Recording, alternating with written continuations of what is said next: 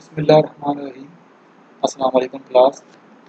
Last lecture में हमने adjusting types of adjusting entries study की थी और हमने ये देखा था कि they are two major types of adjusting entries. One is prepayments and the other was accruals. और फिर हमने ये भी देखा कि प्री पेमेंट्स की भी फर्दर टू सब कैटेगरीज। एक जो है वो डील करती है प्री पेड एक्सपेंसेस को और दूसरी जो है वो डील करती है अनअर्न्ड रेवेन्यू। इसी तरह एक्रूवल्स की भी दो सब कैटेगरीज हैं। उसमें एक डील करती है एक्रूड रेवेन्यूज को और दूसरी डील करती है एक्रूड एक्सपेंसेस। इस लेक्चर में हम इन कैटेगरीज की को इलस्ट्रेशंस के थ्रू समझने की कोशिश करेंगे। तो सबसे पहली जो कैटेगरी है वो है प्री पेमेंट्स। तो प्री पेमेंट्स में उसकी सबसे पहली सब कैटेगरी है, ये है प्री पेड एक्सपेंसेस, यानी आपने एक्सपेंसेस एडवांस में पे कर दिए। प्री पेड एक्सपेंसेस जो हैं ये हमने लास्ट टाइम देखा था कि expenses paid in cash and recorded as assets before they are used और कंज्यूम्ड। जो एक्सपेंसेस प्री पेड होते हैं उनको जब हम पे करते हैं एडवांस तो हम उसको एज एन एसेट ट्रीट करते हैं अनटिल अनलेस वो यूज़ हो जाए या कंज्यूम हो जाए। और इसी तरह प्री पेड एक्सपेंसेस जो हैं वो एक्सपायर होंगे विद पैसेज ऑफ टाइम और थ्रू यूज़ एंड कंजम्पशन। ये भी हमने लास्ट टाइम डिस्कस किया था, या तो एक्सपायर हो जाएगा यानी कि टाइम का, जैसे हमने लास्ट टाइम डिस्कस किया कि आप रेंट है आपने एडवांस में पे किया, तो जैसे जैसे रेंट जो है वो जैसे जैसे आप सर्विस यूज़ करते जाएंगे और वैसे वो एक्सपेंस के अंदर कन्वर्ट हो जाएगा। तो ये जो रिलेशनशिप एग्जिस्ट करती है ये एसेट एक्सपेंस रिलेशनशिप एग्जिस्ट करती है। अच्छा, प्रायर टू एडजस्टमेंट क्या होगा? प्रायर टू मतलब ये है कि हमने अभी एडजस्टमेंट नहीं की, एडजस्टमेंट से पहले एडजस्टमेंट से पहले ये होगा, अगर हमने एडजस्टमेंट नहीं की है तो एसेट्स जो हैं वो ओवरस्टेट कर रहे हैं और एक्सपेंसेस जो हैं वो अंडरस्टेट कर रहे हैं। एसेट्स का ओवरस्टेट करने का मतलब ये है कि एसेट्स जो हैं वो अपनी एक्चुअल वैल्यू से ज़्यादा शो हो रहे हैं। इसी तरह एक्सपेंसेस अपने एक्चुअल वैल्यू से कम शो हो रही है। हमें ये पता है कि एसेट्स जो हैं वो बैलेंस शीट का पार्ट है और एक्सपेंसेस ये इनकम स्टेटमेंट का पार्ट है। इसका मतलब ये हुआ कि बैलेंस शीट जो है वो ओवरस्टेट कर रही है और आपके इनकम स्टेटमेंट में एक्सपेंसेस अंडरस्टेट कर रहे हैं। अच्छा, इसकी एडजस्टिंग एंट्री क्या होगी? इसकी एडजस्टिंग एंट्री ऐसे होगी कि हम एक्सपेंस अकाउंट को डेबिट कर देंगे और एसेट अकाउंट को क्रेडिट कर देंगे। इसकी कुछ एग्जांपल्स हैं, जैसे सप्लाईज है, इंश्योरेंस है, डेप्रिसिएशन। अभी आपकी स्क्रीन के ऊपर जो नज़र आ रहा है ये सप्लाईज की के लिए इलस्ट्रेशन है कि सप्लाईज को हम कैसे एडजस्टिंग एंट्री उसकी पास करें। तो ये एक स्टेटमेंट लिखी है, October 31st, an inventory account reveals that $1,000 of $2,500 of supplies are still on hand. Still on hand मतलब क्या है कि $1,000 की जो supplies हैं वो हमारे पास करंटली अवेलेबल है। इन्वेंट्री का जो काउंट है, यानी इन्वेंट्री को जब हमने चेक किया फिजिकली तो हमें ये पता चला कि इस वक्त हमारे पास अवेलेबल इन्वेंट्री सप्लाईज की हमारे पास मौजूद है, वो उसकी जो वैल्यू बनती है $1,000। इनिशियली जो हमारे पास बैलेंस जो एग्जिस्ट कर रहा था शुरू में वो $2,500 का था, लेकिन with the passage of time और इन ड्यूरिंग दिस मंथ हुआ ये है कि अब वो 2,500 से कम होके हमारे पास $1,000 है। एडजस्टिंग एंट्री पास करने से पहले एक बात मैं आपको बता दूं, जो नोट करने की वो ये है कि इसमें हम मंथली एडजस्टिंग एंट्रीज पास कर रहे हैं। दूसरे लफ्ज़ों में इसका मतलब ये हुआ कि इस कंपनी का अकाउंटिंग पीरियड जो है वो मंथली है। अगर किसी किसी कंपनी का अकाउंटिंग पीरियड एनुअल होगा तो फिर एडजस्टिंग एंट्री भी एनुअल ही पास होगी। तो हमने ये ध्यान रखना है कि इस कंपनी जिसका एडजस्टिंग एंट्रीज हम पास करने जा रहे हैं इसका अकाउंटिंग पीरियड मंथली है, क्वार्टरली है या एनुअली।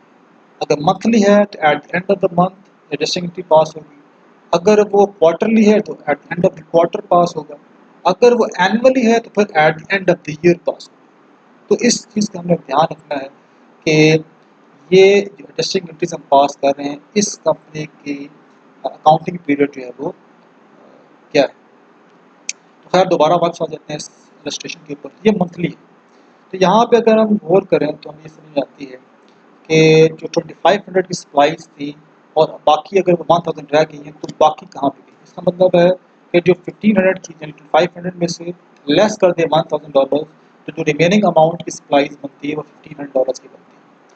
तो दूसरे लफ्ज़ों में ये हुआ कि जो $1500 की सप्लाईज हैं वो कंज्यूम हो गई। अगर वो कंज्यूम हो गई हैं तो इसका मतलब है कि वो हमारा एक्सपेंस बन गई, यानी हमने उनको यूज़ कर लिया, वो हमने वो अब ख़त्म हो गई। अब हमारे हमारे पास इन्वेंट्री में अवेलेबल नहीं है, स्टोर पे अवेलेबल नहीं है, तो वो अब हमारा क्या है, वो इस कंपनी का एक्सपेंस है।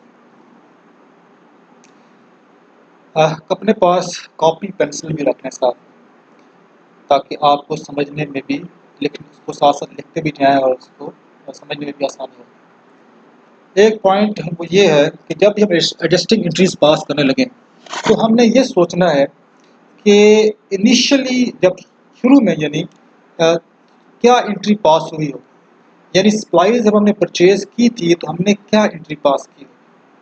क्योंकि जब जब हम एडजस्टिंग एंट्रीज पास करते हैं तो जो इनिशियल एंट्री होती है उसको सामने रख के ही हम एडजस्टिंग एंट्री पास करते हैं। तो सबसे पहले हमें ये सोचना है कि जब हमने सप्लाईज परचेज की थी तो हमने क्या एंट्री पास की। तो ज़ाहिर बात है, जब हमने सप्लाईज परचेज किया है तो सप्लाईज हमारी कंपनी का एसेट है। सप्लाईज एसेट जब परचेज हो या इंक्रीज़ हो तो उसको हम डेबिट करते हैं, और दूसरा अकाउंट अगर हमने उसको कैश में पेमेंट की है तो दूसरा अकाउंट अगर कैश है तो कैश को क्रेडिट कर देंगे। और अगर हमने कैश पे पेमेंट नहीं की और ऑन अकाउंट था तो फिर हम अकाउंट्स पेएबल को क्रेडिट करते हैं। यानी हमने अगर सप्लाईज को क्रेडिट पे परचेज किया है तो फिर अकाउंट्स पेएबल को क्रेडिट कर देंगे, लेकिन जो डेबिट करेंगे वो सप्लाईज को डेबिट करेंगे, क्योंकि सप्लाईज हमारा एसेट है। ये आपको नज़र आ रहा होगा जिसमें जर्नल एंट्री लिखी है, date, account title and explanation, debit और क्रेडिट। तो 31 अक्टूबर को अब हमने एडजस्टिंग एंट्री पास की। एडजस्टिंग एंट्री क्या पास करेंगे, एडवर्टाइजिंग सप्लाईज, क्योंकि हमारा एक्सपेंस बन चुका है तो एक्सपेंस का नॉर्मल बैलेंस डेबिट होता है, तो हम उसको डेबिट कर देंगे। Advertising supplies expense debit. और दूसरा अकाउंट कौन सा अफेक्ट हो रहा है, ऑब्वियस है कि सप्लाईज अफेक्ट हो रहा है, क्योंकि सप्लाईज ही जो थी जिन्हें हमने परचेज किया था, तो वो सप्लाईज हमारा एसेट थी, और सप्लाईज अब उस अमाउंट की वहाँ पे नहीं। अब उस सप्लाईज को अगर हमने कम करना है तो हम उसको, क्योंकि उनको इनिशियली हमने डेबिट किया था, उसको कम करना होगा तो हम उसे क्या करेंगे, हम उसको क्रेडिट कर देंगे। तो हमने ये एंट्री पास कर दी, एडवर्टाइजिंग सप्लाईज एक्सपेंस डेबिट और एडवर्टाइजिंग सप्लाईज क्रेडिट। कितनी अमाउंट से, हमारे पास अवेलेबल जो है इस वक्त वो 1000 है। शुरू में जो अवेलेबल थी वो हमारे पास $2500 की थी, तो 2500 में से आप 1000 को माइनस कर दें तो जो रिमेनिंग अमाउंट आती है वो है $1500, जो कि इसका मतलब ये हो गया कि $1500 की जो सप्लाईज है वो कंज्यूम होगी इस कंपनी का एक्सपेंस बन गई। एक और चीज़ अगर हम इस पर गौर करें जो हमें नज़र आ रही है वो ये है कि इसमें एक अकाउंट इनकम स्टेटमेंट का है और दूसरा अकाउंट बैलेंस शीट का है। यानी सप्लाईज एक्सपेंस जो है ये इनकम स्टेटमेंट का अकाउंट है, और एडवर्टाइजिंग सप्लाई जिसे हमने क्रेडिट किया है ये बैलेंस शीट का अकाउंट है। इसका मतलब ये हुआ कि दो स्टेटमेंट्स के अकाउंट अफेक्ट हो रहे हैं, एक इनकम स्टेटमेंट का अकाउंट और दूसरा बैलेंस शीट का। अगर दोबारा से इसको आप गौर करें तो आप, जैसे हमने पढ़ा था कि प्रायर टू एडजस्टमेंट, अगर हम ये एडजस्टमेंट पास ना करते तो फिर क्या होता, अगर हम सप्लाईज एक्सपेंस को रिकग्नाइज ना करते eight the end of the accounting period तो फिर क्या होगा, फिर ये होगा कि हमारे पास एक्सपेंसेस में 1500 से इनकम स्टेटमेंट के अंदर जो सप्लाईज एक्सपेंस अगर हम नहीं लिखते तो वो अंडरस्टेट कर जाते एक्सपेंसेस, यानी कम शो होते 1500 के अमाउंट से। अगर वो 1500 के अमाउंट से कम शो होंगे तो रेवन्यूज़ में से जब एक्सपेंसेस लेस होंगे तो रेवन्यूज़ ओवरस्टेट कर जाएंगे, ज़्यादा शो, और टैक्सेस भी ज़्यादा पे करने पड़ेंगे। सिमिलरली अगर आप बैलेंस शीट की तरफ आ जाएं तो वहाँ पे सप्लाईज आपके एसेट के अंदर आते हैं। सप्लाईज अगर आप क्रेडिट नहीं करेंगे तो बैलेंस शीट में आपके पास सप्लाईज 1500 के अमाउंट से ज़्यादा शो होंगी, यानी वहाँ पे शो हो रही होंगी $2500, लेकिन एक्चुअल में वो $2500 की सप्लाईज आपके पास अवेलेबल नहीं है। आपके पास कितने अमाउंट की सप्लाईज अवेलेबल हैं, वो $1000 की अवेलेबल है। इसका मतलब है कि अगर आप ये एडजस्टिंग एंट्री पास नहीं करेंगे तो बैलेंस शीट जो है वो एक्यूरेट इंफॉर्मेशन पास नहीं करेगी, वो सप्लाईज की अमाउंट ज़्यादा शो करेगी। इसलिए कंपनी को अपने अकाउंटिंग पीरियड के एंड के ऊपर एडजस्टिंग एंट्रीज को पास करना होता है। ये नीचे जर्नल एंट्री के नीचे देखें तो पोस्टिंग लिखा है, तो ये दो अकाउंट्स बने हैं जिसे टी अकाउंट भी कहते हैं। ये लेजर्स, एक एडवर्टाइजिंग सप्लाईज का है और दूसरा एडवर्टाइजिंग सप्लाईज एक्सपेंस का। अगर आप, क्योंकि जब हम जनरल एंट्री पास करते हैं तो नेक्स्ट स्टेप होता है उसको पोस्ट करना। अगर हम इसको देखें एडवर्टाइजिंग सप्लाईज के लेजर को, तो अक्टूबर 5 को ये शो कर रहा है बैलेंस $2500 का। ठीक है, जब हमने एडजस्टिंग एंट्री पास की तो हमने इस अकाउंट को क्रेडिट कर दिया, तो यहाँ अक्टूबर 31 को $1500 से हमने उसको क्रेडिट साइड पे लिख दिया। अब 2500 डेबिट में से अगर क्रेडिट लेस करें, यानी 2500 में से अगर 1500 हम लेस कर दें तो जो रिमेनिंग अमाउंट बनती है $1000 31 अक्टूबर को। इसका मतलब है अब ये एक्चुअल जो एक्यूरेट अमाउंट है वो शो कर रहा है जो सप्लाई एडवर्टाइजिंग सप्लाईज की होनी चाहिए। इसी तरह एडवर्टाइजिंग सप्लाईज एक्सपेंस का हमने एक टी अकाउंट ओपन किया और अक्टूबर 31 को हमने जब एंट्री पास की तो अब इस सप्लाईज एक्सपेंस में $1500 आपको शो हो रहे होंगे। अगर ये एडजस्टिंग एंट्री हम पास ना करते तो फिर एडवर्टाइजिंग सप्लाईज एक्सपेंस में $1500 शो ना हो रहे होते। तो जो जर्नल एंट्री के बाद सेकंड स्टेप होता है वो होता है पोस्टिंग। तो आप इसको लेजर्स के थ्रू भी समझ सकते हैं। जब हमने एंट्री पास की है तो उसको हमने जाके फिर यहाँ पे पोस्ट किया, क्योंकि हम इसको प्लस माइनस नहीं कर सकते, हम इसको डेबिट और क्रेडिट के थ्रू ही प्लस या माइनस करते हैं। तो अकाउंटिंग के अंदर किसी को ऐड करना है या किसी को लेस करना है किसी अकाउंट में से, तो उसको हम डेबिट या क्रेडिट के थ्रू कर सकते हैं। सप्लाईज क्योंकि हमारा एसेट था, एसेट इंक्रीज होता है डेबिट से और एसेट डिक्रीज होता है क्रेडिट से। अगर इसीलिए हमने सप्लाईज को यहाँ पे क्रेडिट किया ताकि वो जो अमाउंट उसकी इनिशियली शो हो रही थी $2500, उसमें से वो 15 लेस हो जाए तो हमारे पास जो अवेलेबल अमाउंट आ जाए वो 1000 हो जाए। तो रिमेनिंग जो बैलेंस हमारे पास शो हो रहा है वो हो रहा है 1000 का। तो सबसे पहली जो एंट्री होगी एडजस्टिंग की वो होगी advertising supplies expense debit advertising supplies. तो सप्लाईज की जब भी आप एडजस्टिंग एंट्री पास करेंगे तो आप यही एंट्री पास करेंगे। अमाउंट डिफरेंट होगी लेकिन एंट्री यही पास होगी, यानी सप्लाईज एक्सपेंस टू सप्लाईज, या एडवर्टाइजिंग सप्लाईज यहाँ पे था तो एडवर्टाइजिंग सप्लाईज एक्सपेंस और एडवर्टाइजिंग सप्लाईज।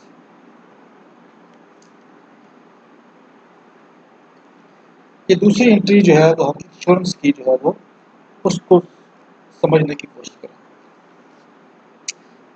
इंश्योरेंस जो है आपको पता है कि उसका जो प्रीमियम होता है वो भी नॉर्मली एडवांस में पे कर दिया जाता है, पूरे साल का पे कर दिया जाता है और फिर हम उसको जो है अगर मंथली अकाउंटिंग पीरियड है फिर हमें उसको मंथली एडजस्ट करना पड़ेगा। तो वो प्री पेमेंट होती है, यानी आपने अभी इंश्योरेंस की सर्विसेज यूज़ नहीं की। फॉर एग्जाम्पल जनवरी 1 को आपने इंश्योरेंस परचेज कर और आपने फुल अमाउंट पे कर दी, लेकिन अभी आपने ये जो जनवरी 31 की थी ये पूरे साल के लिए थी, यानी जनवरी 1 से शुरू हुई तो दिसंबर 31 तक, तो आपने पेमेंट कर दी जनवरी 1 को और अभी पूरा साल पड़ा। तो आप उसको जैसे जैसे यूज़ करते जाओगे, जैसे जैसे इंश्योरेंस एक्सपायर होती जाएगी वैसे ही वो एक्सपेंस में कन्वर्ट होती जाएगी। तो इसीलिए जो हमारा इंश्योरेंस है वो प्री पेमेंट में आता है और प्री पेमेंट में जो एक्सपेंस होता है वो हमारा एसेट होता है। तो इंश्योरेंस को अगर हम सोचें कि इनिशियली क्या पास हुआ होगा, तो बिल फर्स्ट हम ये एज्यूम कर लें कि $50 मुझे बताया जैसे कि पर मंथ है और उन्होंने 12 मंथ्स के लिए उन्होंने पे कर दिया है, तो 12 इंटू 50 कितना हो जाएगा, $600 हो जाएगा। तो इसका मतलब ये हुआ कि जब इंश्योरेंस परचेज हुई थी तो एंट्री क्या पास हुई होगी, एंट्री ये पास हुई होगी कि pre paid insurance debit cash credit, इसको आप अपने पास लिख लें। और ये अगर हम टी अकाउंट में आए तो अक्टूबर 4 को उन्होंने $600 लिखा था, तो इसका मतलब है कि इस केस में जो इंश्योरेंस परचेज हुई है तो अक्टूबर 4 को हुई और पूरे साल की हुई है, क्योंकि $50 पर मंथ है। तो $50 पर मंथ का मतलब हुआ कि 12 इंटू 50 $600। तो उसने जो है वो अक्टूबर 4 को जो प्री पेमेंट की है वो $600 की है। तो एंट्री क्या पास की होगी, ये इसीलिए प्रीपेड इंश्योरेंस को उन्होंने डेबिट किया। दूसरा अकाउंट जो है वो ऑब्वियस से पेमेंट की है तो वो कैश का अकाउंट होगा। तो प्रीपेड इंश्योरेंस को उन्होंने इनिशियली डेबिट किया था और कैश को उन्होंने क्रेडिट किया।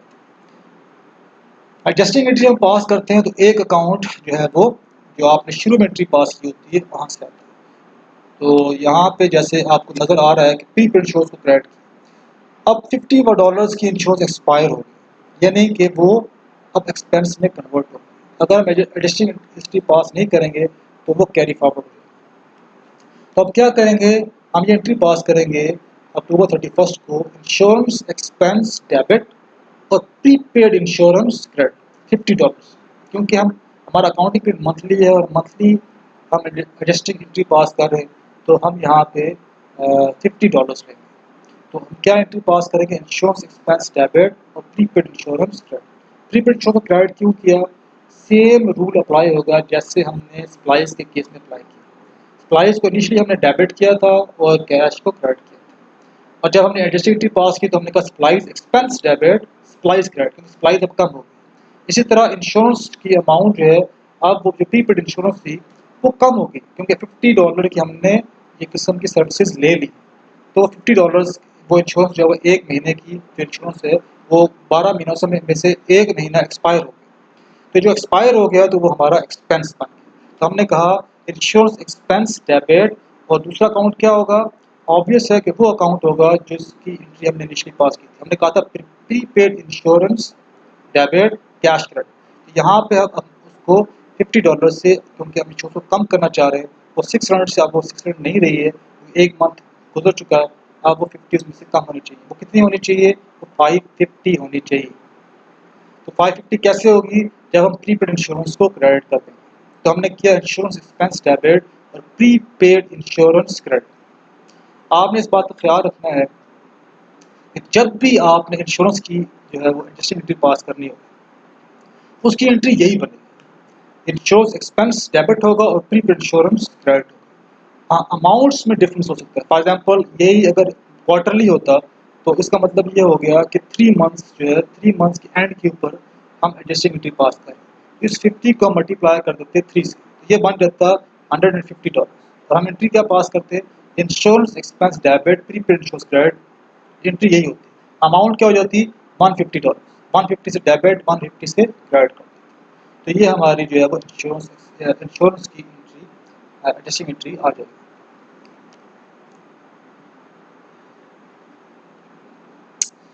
थर्ड जो है वो प्री पेमेंट में आता है डेप्रिसिएशन। डेप्रिसिएशन जो है वो आप लोगों ने अभी नहीं पढ़ा। डेप्रिसिएशन क्या चीज़, जो हमारे रियल एसेट्स हैं जिनकी इकोनॉमिक लाइफ 1 साल से ज़्यादा होती है, जैसे बिल्डिंग है, मशीनरी है, इक्विपमेंट है, ये भी प्री पेमेंट्स में आते हैं। यानी प्री पेमेंट्स कैसे आते हैं कि आपने जब बिल्डिंग परचेज़ की, बिलफर्ज आपने कैश के ऊपर परचेज़ की, तो आपने बिल्डिंग को परचेज़ कर लिया और कैश पे कर दिया, लेकिन ये बिल्डिंग जो है इसका इकोनॉमिक जो बेनिफिट है वो 1 साल के लिए लिमिटेड नहीं है। इसका इकोनॉमिक बेनिफिट जो है वो 10 साल के लिए भी हो सकता है, 15 साल के लिए भी हो सकता है, 20 साल के लिए भी हो सकता है। तो इसका इकोनॉमिक बेनिफिट 1 साल से ज़्यादा अरसे के लिए होगा। यानी ये नहीं होगा कि 1 साल के बाद आप बिल्डिंग को तोड़ दें, ऐसा तो नहीं हो सकता। ये भी नहीं होगा कि आपने मशीनरी ली है और आप उसको 6 महीने के बाद तोड़ दें, ऐसा नहीं हो सकता। इस तरह मशीनरी की भी जो लाइफ है वो काफ़ी अरसे के लिए होती है। तो किसी मशीनरी की लाइफ 10 साल है, 15 साल है, 20 साल है, 25 साल है, 30 साल है। तो ये डिपेंड करता है कि जो मशीनरी है या जो इक्विपमेंट है या जो बिल्डिंग है इसकी इकोनॉमिक लाइफ कितनी है। और क्योंकि हमने प्री पेमेंट की है और लेकिन हमने उसको एज एन एक्सपेंस ट्रीट नहीं किया, उसको हमने एज ए एसेट ट्रीट किया। प्री पेमेंट हो तो वो हमारा एसेट कहलाता है। लेकिन देखा जाए तो ये कंपनी का एक्सपेंस जो है, अगर ये कंपनी का एक्सपेंस है तो फिर हमने उसको क्यों नहीं इनिशियली जो है वो उसको एज एन एक्सपेंस ट्रीट क्यों नहीं किया, एज एन एसेट ट्रीट क्यों किया? तो उसकी मेन वजह यही थी, जैसे मैं आपको बता रहा हूँ, कि उसका जो इकोनॉमिक बेनिफिट है वो 1 साल की नहीं, उसका इकोनॉमिक बेनिफिट 1 साल से ज़्यादा से, यानी आप वो बिल्डिंग है, वो प्लांट है या मशीनरी है, या जो जिससे आप प्रोड्यूस कर रहे हैं प्रोडक्ट्स को, तो वो ये नहीं होगा कि एक 6 महीने के बाद या साल के बाद ख़त्म हो जाएगा और वो आपको बेनिफिट देना छोड़ देगा। ठीक है, तो वो उसकी लाइफ जो है वो 1 साल से ज़्यादा अरसे के लिए। तो जो भी एसेट्स, कैपिटल एसेट्स जिनकी लाइफ 1 साल से ज़्यादा अरसे के लिए हो, हम उसको इनिशियली एसेट ट्रीट करते हैं, एज एन एक्सपेंस ट्रीट नहीं करते। और अगर हम उसको एज एन एक्सपेंस ट्रीट कर लें तो वो आपके इनकम स्टेटमेंट में एक्सपेंसेस बहुत ज़्यादा इन्फ्लेट कर रहे हैं। और दूसरा ये है कि मैचिंग प्रिंसिपल हमें ये कहता है कि एक्सपेंस, मैचिंग प्रिंसिपल हमें ये कहता है कि आपने, मैचिंग प्रिंसिपल में ये कहता है कि आपने उस अकाउंटिंग पीरियड के अंदर जो रेवेन्यूज अर्न किए हैं, उसके अगेंस्ट आपने कितने एक्सपेंसेस इनकर किए हैं। तो इस केस में ये है कि वो जो बिल्डिंग है उससे हम रेवेन्यू सिर्फ उसी साल अर्न नहीं करेंगे बल्कि अगले सालों में भी अर्न करेंगे। इसलिए उसके एक्सपेंस या उसकी कॉस्ट को हम स्प्रेड कर देंगे उसकी यूजफुल लाइफ के, और उसके जो कॉस्ट है उसको कन्वर्ट करेंगे सिस्टमैटिकली एक्सपेंस के अंदर हर साल। ये जो डेफिनेशन लिखी हुई है, it is the allocation of the cost of an asset to an expense over its useful life in a rational and systematic manner. Systematic rational manner का मतलब ये हुआ कि हम उसको किसी मेथड के थ्रू जो है वो कन्वर्ट करेंगे एक्सपेंस। तो अगर फॉर एग्जांपल, क्योंकि यहाँ पे अभी हमने टाइप्स तो नहीं पढ़े हैं डेप्रिसिएशन की, सिर्फ ये समझना है कि डेप्रिसिएशन जो है वो हमारा एक कैसे हम एक्सपेंस में उसको कन्वर्ट करते हैं एसेट को, और ये हमारा एक एक्सपेंस है और ये हेल्प करता है। तो फॉर एग्जांपल मैं एक आसान सा मेथड आपको बता देता हूँ यहाँ पे, ये कहते हैं स्ट्रेट लाइन मेथड। और बिल फर्ज हम ये कहते हैं कि एक बिल्डिंग है, उसकी जो लाइफ है वो 10 ईयर्स है, और उसकी जो कॉस्ट थी जिसमें हमने परचेज़ किया वो 100,000 है। तो 100,000 को अगर 10 पे डिवाइड कर दें तो $10,000 पर ईयर बनती है। अब अगर हम एज्यूम कर लें आसानी के लिए कि हमारा अकाउंटिंग पीरियड एनुअल है, तो हमें हम अब क्या करेंगे, हर साल उसको एक्सपेंस में कन्वर्ट करेंगे। उसको एक्सपेंस में कन्वर्ट करने के लिए हम एक अकाउंट ओपन करते हैं, उसका नाम होता है डेप्रिसिएशन। उसका नाम है डेप्रिसिएशन। तो डेप्रिसिएशन हम चार्ज करेंगे हर साल। अब आगे चल के हम देखते हैं कि इसकी कैसे हम एंट्री पास करें। तो हम उसको डेप्रिसिएशन के थ्रू एक्सपेंस के अंदर कन्वर्ट करते रहेंगे। तो हर साल हम कितना एक्सपेंस में, उसकी कॉस्ट को कितना एक्सपेंस में कन्वर्ट करेंगे, 10,000। आज फॉर एग्जाम्पल इस साल अकाउंटिंग पीरियड एंड हुआ, 10,000 डेप्रिसिएशन एक्सपेंस आ गया। सेकेंड ईयर फिर डेप्रिसिएशन एक्सपेंस 10,000 का, इसी तरह वो 10 ईयर्स तक हो जाए। तो उसको सिस्टमैटिकली एक्सपेंस के अंदर कन्वर्ट करते रहेंगे। इक्विपमेंट और बिल्डिंग जैसे मैंने लिखा है, viewed as a long term obvious free payment of services allocated in the same manner as other prepaid expenses, यानी कि जैसे prepaid expenses बाकियों को हम allocate करें, उसको डील करें, वैसे ही इसको भी डील करें। तो डेप्रिसिएशन में जो याद करने की चीज़ है वो ये है कि इसकी एक पैक्ट एंट्री है, वो होती है डेप्रिसिएशन एक्सपेंस डेबिट और एक्यूमुलेटेड डेप्रिसिएशन क्रेडिट। हमने ये देखा है कि प्री पेमेंट्स में एक अकाउंट इनकम स्टेटमेंट का अफेक्ट होता है और दूसरा अकाउंट बैलेंस शीट का अफेक्ट होता है। तो डेप्रिसिएशन एक्सपेंस जो है ये कौन सा अकाउंट होगा, ये इनकम स्टेटमेंट का अकाउंट है, क्योंकि एक्सपेंस जो है वो इनकम स्टेटमेंट में आता है और रेवन्यूज में से वो लेस होता है। ठीक है, और एक्यूमुलेटेड डेप्रिसिएशन जो है ये किसका अकाउंट है, ये एक नया अकाउंट हम ओपन करते हैं, क्योंकि एसेट को हम डायरेक्टली राइट ऑफ नहीं करते। हम ये नहीं करते depreciation expense debit building credit. अगर हम ऐसे करेंगे तो आफ्टर फॉर एग्जांपल उसकी एस्टिमेटेड लाइफ 10 इयर्स थी, तो आफ्टर 10 इयर्स वो हो जाएगा, जो बिल्डिंग की जो वैल्यू है जीरो हो जाएगी, वहाँ बिल्ड, इसका मतलब है कि बिल्डिंग खत्म होगी, जबकि ऐसा नहीं। तो बिल्डिंग की जो एक्चुअल कॉस्ट है वो साथ साथ शो होती रहेगी, लेकिन हम क्या करेंगे, हम उसमें से एक्यूमुलेटेड डेप्रिसिएशन को लेस करते रहेंगे। डेप्रिसिएशन एक्सपेंस की अभी आपको क्लोज अकाउंटिंग अकाउंट्स को क्लोज करने का अभी आपको इन्फॉर्मेशन नहीं है, तो एक्यूमुलेटेड डेप्रिसिएशन एक्सपेंस के अकाउंट जो होते हैं ये क्लोज हो जाते हैं eight the end of the accounting period, यानी ख़त्म हो जाते हैं, आप ये समझ लें। और एक्यूमुलेटेड डेप्रिसिएशन जो है ये कंटिन्यू रहती है जब तक कि उसके टाइम जो है वो एक्सपायर नहीं होता। तो फॉर एग्जाम्पल 10 ईयर, तो ये 10 ईयर तक चलती रहेगी, उसमें ऐड होता रहेगा, एक्यूमुलेट होती रहेगी, यानी एक्यूमुलेट मतलब होता है जमा हो। तो अगर आपने फर्स्ट ईयर में डेप्रिसिएशन एक्सपेंस डेबिट किया और एक्यूमुलेटेड डेप्रिसिएशन डेबिट किया, क्रेडिट किया 10,000 से, तो नेक्स्ट ईयर जब आपने दोबारा एंट्री पास की depreciation expense debit accumulated depreciation credit, तो डेप्रिसिएशन एक्सपेंस डेबिट होगा। यहाँ पे जो पहले 10,000 था, इसमें जो अभी आपने एंट्री पास करेंगे 10,000 की, तो वो दोबारा उसके क्रेडिट साइड पे ऐड हो जाएगा, तो ये 20,000 हो जाएगा। इससे फिर उस एसेट की बुक वैल्यू डिटरमिन होती है, इससे उस एसेट की बुक वैल्यू डिटरमिन होती है। बुक वैल्यू क्या होती है? बुक वैल्यू वो है जो कि आपके बुक्स ऑफ अकाउंट्स में जो वैल्यू एसेट की शो हो रही है। हमारे पास जो बैलेंस शीट आपके पास आएगी उसमें जो आपके पास वैल्यूज शो हो रही है ये बुक वैल्यूज, ये मार्केट वैल्यूज नहीं। मार्केट वैल्यूज बुक वैल्यूज आपस में डिफर कर सकती है क्योंकि मार्केट में चेंजेस आती रहती है वैल्यूज में, लेकिन बुक वैल्यू जो है जो आपने हिस्टोरिकल प्राइसेस को रिफ्लेक्ट कर रही होती है, क्योंकि आपने उस जहाँ जब आपने उसको परचेज किया था जो उसकी कॉस्ट थी वो कॉस्ट वहाँ पे शो हो रही होगी। तो उस अगर एसेट जो लॉन्ग टर्म है अगर उसकी बुक वैल्यू निकालनी होगी तो क्या करें? फॉर एग्जाम्पल जैसे इक्विपमेंट की एग्जाम्पल मैं दे रहा था, तो उसकी जो एसेट इक्विपमेंट की फॉर एग्जाम्पल कॉस्ट 100,000 है, उसमें से हम क्या कर देंगे उसकी बुक वैल्यू निकालने के लिए लेस कर देंगे एक्यूमुलेटेड डेप्रिसिएशन, और वो आ जाएगी फॉर एग्जाम्पल जैसे मैं सपोज कर रहा था कि 10,000 है, तो वो आ जाएगा 100,000 माइनस 10,000, 90,000 उस इक्विपमेंट की बुक वैल्यू। नेक्स्ट ईयर आ गया, दोबारा से 10,000 की आपने डेप्रिसिएशन जो है वो चार्ज की, तो आपने दोबारा से एंट्री वही सेम पास कर दी, डेप्रिसिएशन एक्सपेंस को डेबिट किया और एक्यूमुलेटेड डेप्रिसिएशन को क्रेडिट कर दिया, 10,000 से गया। अब उसकी बुक वैल्यू क्या होगी उसी इक्विपमेंट की? पहले वो 100 में से आपने 10,000 लेस किए थे, इस दफ़ा अब आप 100,000 में से 20,000 लेस करें तो उसकी बुक वैल्यू हो जाएगी 80,000। नेक्स्ट ईयर क्या हो जाएगा? 100 में से 30,000 लेस करें, वो हो जाएगी 70,000। लेकिन उसकी जो कॉस्ट है वो बैलेंस शीट में शो होती रहेगी।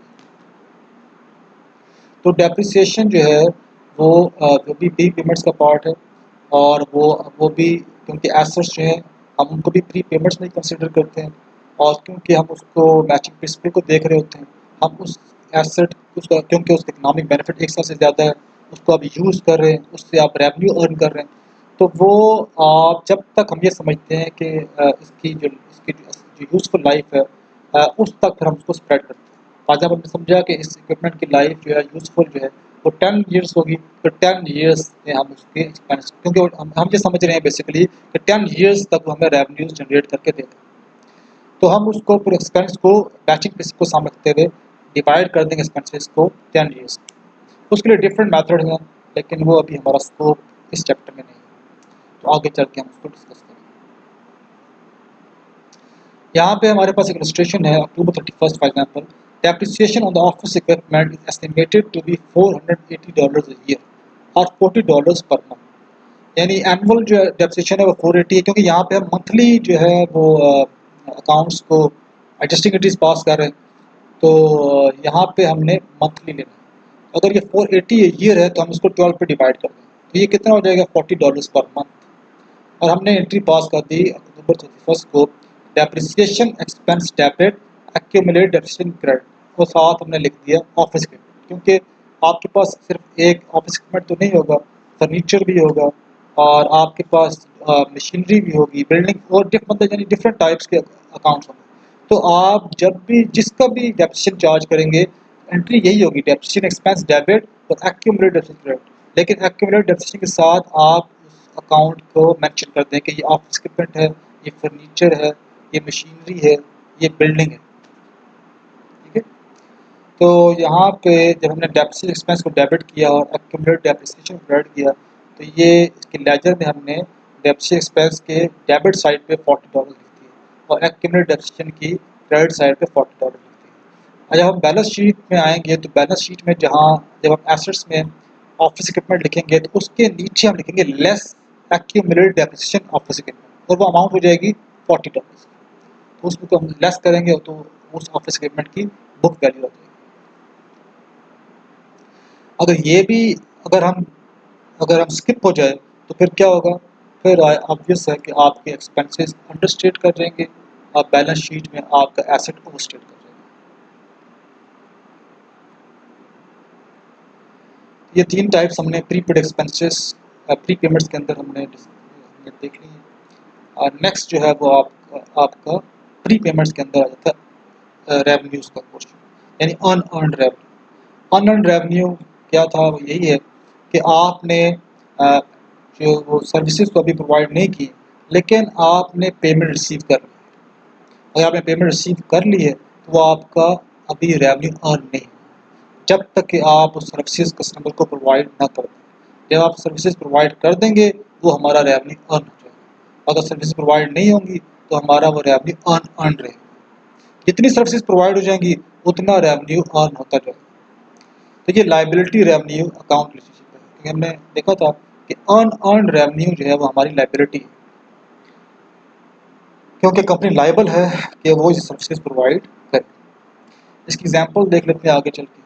लाइबिलिटीज प्रायर एडजस्टमेंट क्या होगा, लाइबिलिटीज आर ओवरस्टेटेड, यानी लाइबिलिटी अगर आप एडजस्टिंग एंट्री पास नहीं करते, एडजस्टिंग एंट्री से पहले क्या होगा कि लाइबिलिटीज ओवरस्टेट हो रही है, लाइबिलिटीज ज़्यादा अपनी एक्चुअल वैल्यू से ज़्यादा शो हो रही है, रेवेन्यूज जो है वो अंडरस्टेट हो रहे हैं, क्योंकि आपने प्रायर टू एडजस्टमेंट अभी आपने क्योंकि आपने उसको रिकग्नाइज नहीं किया एज अ रेवेन्यू, तो ऑब्वियस है कि रेवेन्यूज जो है वो अपने एक्चुअल अमाउंट से कम शो हो रहे हैं। एडजस्टिंग एंट्रीज की क्या होगी, हम डेबिट कर देंगे लाइबिलिटी अकाउंट को, क्रेडिट कर देंगे रेवेन्यू अकाउंट। आपने रट्टा नहीं लगाना है, आपने इसको समझ के अंडरस्टैंड करके अच्छे तरीके से और आपने एंट्रीज को पास करना है, जैसे हमने प्री पेड एक्सपेंसेस में किया इसी तरह हम अब अनअर्न्ड रेवेन्यू में भी करेंगे। तो इसकी एग्जांपल्स हैं कुछ, जैसे रेंट है, मैगजीन सब्सक्रिप्शन है, कस्टमर डिपॉजिट और फ्यूचर सर्विसेज। ये देखते हैं हम इलस्ट्रेशन में क्या। October 31st का जो अपने analysis reveals that of $1200 in fees, $400 has been earned in अक्टूबर।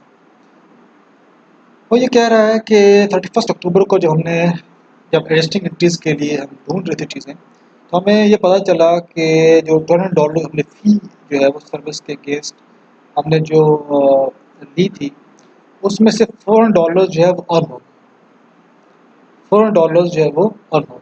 इसका मतलब है जो $1200 है वो अनअर्न्ड था, वो अनअर्न्ड रेवेन्यू था।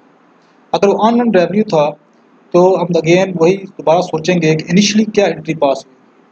तो इनिशियली क्या एंट्री पास होगी, यहाँ पे जैसे अक्टूबर 2 को ये उन्होंने रिसीव किया था $1200, तो अक्टूबर 2 को उन्होंने क्या किया, अनअर्न्ड रेवेन्यू को क्रेडिट किया। इसीलिए ये अगर पोस्टिंग में आए लेजर में तो उसके क्रेडिट साइड पे अक्टूबर 2 को लिखा है $1200। तो अक्टूबर 2 को $1200 की एंट्री पास हुई थी। तो क्या एंट्री पास हुई होगी, कैश रिसीव हुआ है, तो कैश को आपने क्या किया, आप कैश को क्या करते हैं, अगर कैश रिसीव हो आप उसको डेबिट करें, क्योंकि डेबिट करने से कैश जो है वो इंक्रीज शो। और लाइबिलिटी जब इंक्रीज होती है तो उसे क्या करते हैं, लाइबिलिटी जब इंक्रीज होती है तो उसे हम क्रेडिट करते हैं। तो कैश को हमने किया था डेबिट और अर्न रेवेन्यू को हमने किया था क्रेडिट। इसीलिए ये जो लेजर शो हो रहा है टी अकाउंट, इसमें जो अनअर्न्ड रेवेन्यू है उसका जो बैलेंस है वो आपको उसकी क्रेडिट साइड के ऊपर नज़र आ रहा है। अक्टूबर 2 को $1200 की एंट्री पास हुई। उस वक्त अगर अनअर्न्ड हमारे पास 1200 था, अब आपने याद रखना है कि जो एंट्री पहले पास हुई होती है एडजस्टिंग में, हमने उसको वहाँ पे जाके एडजस्ट करना। तो यहाँ एडजस्टिंग एंट्री में देखें तो अनअर्न्ड रेवेन्यू को उन्होंने डेबिट किया $400 के अमाउंट से, अनअर्न्ड रेवेन्यू को इनिशियली हमने क्रेडिट किया था, अब यहाँ पे हमने उसको डेबिट किया। क्यों किया, क्योंकि अब ये $400 हमारी लाइबिलिटी नहीं रही। हमें ये अकाउंट से पता चला कि $400 हमने इस महीने में अर्न कर लिया। $1200 टोटल अमाउंट उन्होंने पे की थी, उसमें से 400 की हमने सर्विसेज उनको दे दी और $400 हमने अर्न कर लिया। अगर अर्न कर लिया है तो अब ये रेवेन्यू बन गया, तो ये सर्विस रेवेन्यू है। रेवेन्यू इंक्रीज होता है तो क्रेडिट होता है, as simple as that. Revenue increase means credit. तो अनअर्न्ड रेवेन्यू, क्योंकि now we have to decrease the unearned revenue account, क्योंकि उसमें $1200 पड़े, अब वो $1200 नहीं है, अब वो $1200 की हमारी लाइबिलिटी नहीं है, तो it is now decrease to $800। तो हम क्या करें, हम अनअर्न्ड रेवेन्यू क्योंकि क्रेडिट हुआ था उसको डेबिट कर देंगे। क्रेडिट जो लाइबिलिटी है उसको डेबिट करो, वो कम हो जाती है। तो अनअर्न्ड रेवेन्यू को हमने डेबिट कर दिया और सर्विस रेवेन्यू को हमने क्रेडिट कर दिया। चाहे वो कोई भी क्वेश्चन हो जिसमें कि या अनअर्न की बात हो तो जो एडजस्टिंग एंट्री पास होगी वो यही एडजस्टिंग एंट्री पास होगी। अनअर्न रेवेन्यू डेबिट होगा हमेशा और सर्विस रेवेन्यू क्रेडिट। जब भी आप सिर्फ अमाउंट जो है वो डिफरेंट हो सकती है या टाइटल में थोड़ा सा चेंज हो सकता है, जैसे यहाँ पे सर्विस रेवेन्यू यूज़ किया है तो फ़ी भी यूज़ हो सकता है। तो अनअर्न रेवेन्यू हमेशा डेबिट और सर्विस रेवेन्यू मेरा हमेशा क्रेडिट। तो और अमाउंट यहाँ पे कितनी है, $4। $4 आपने डेबिट किया है, 400 से आपने क्रेडिट किया। तो ऑन अर्न रेवेन्यू 31 अक्टूबर को हमने डेबिट कर दिया, लाइबिलिटी हमारे पास कम होगी। अगर हम देखें लेजर में तो 1200 में से 400 लेस कर दिए तो हमारे पास जो remaining balance liability side credit side में आ गया, यानी लाइबिलिटी शो कर रहा है वो है $800 ऑन अर्न रेवेन्यू के काम। तो सर्विस रेवेन्यू जो है अक्टूबर 31 को ये 10,000 हमने अर्न किया हुआ है पहले से, और जो 31 को हमने एडजस्टिंग एंट्री पास की है तो हमारे पास जो बैलेंस वो जो अमाउंट आ गई है वो आ गई $4। इसका मतलब है टोटल अमाउंट हमारी आ गई $14। अगर हम ये सोचें जैसे हमने पढ़ा था, अब हमें नज़र आ रहा है कि अगर ये एडजस्टिंग एंट्री पास ना हुई होती तो फिर क्या होता। अनअर्न रेवेन्यू क्योंकि लाइबिलिटी का पार्ट है तो लाइबिलिटी आती है बैलेंस शीट। इसका मतलब ये हुआ कि अगर ये अनअर्न रेवेन्यू ना होता, ये फंड हम डेबिट ना करते तो वहाँ पे जो शो हो रही थी अमाउंट अनअर्न रेवेन्यू की वो 1200 होती। तो लाइबिलिटी की जो साइड है वो लाइबिलिटी $400 से ओवरस्टेट कर जाती है। लाइबिलिटीज $400 से ओवरस्टेट कर जाती है। और रेवेन्यू जो है क्योंकि इनकम स्टेटमेंट का पार्ट है तो अगर ये $4 हम रेवेन्यू अर्न ना करते, एंट्री पास ना करते तो क्या होता, इनकम में स्टेटमेंट के अंदर रेवेन्यू की जो अमाउंट है वो $4 से अंडरस्टेट कर देती। अंडरस्टेट करने का मतलब ये हो गया कि अब आपके पास $400 कम शो हो रहा है और आपका जो नेट प्रॉफिट या लॉस आएगा वो भी कम आएगा। तो इसलिए ये ज़रूरी है कि हम ये देखें कि हमने एडजस्टिंग एंट्रीज कौन सी पास करनी है और वो कैसे पास करनी है, और ताकि हम जो फाइनल अकाउंट्स हैं उनको हम एक्यूरेटली प्रिपेयर कर सकें।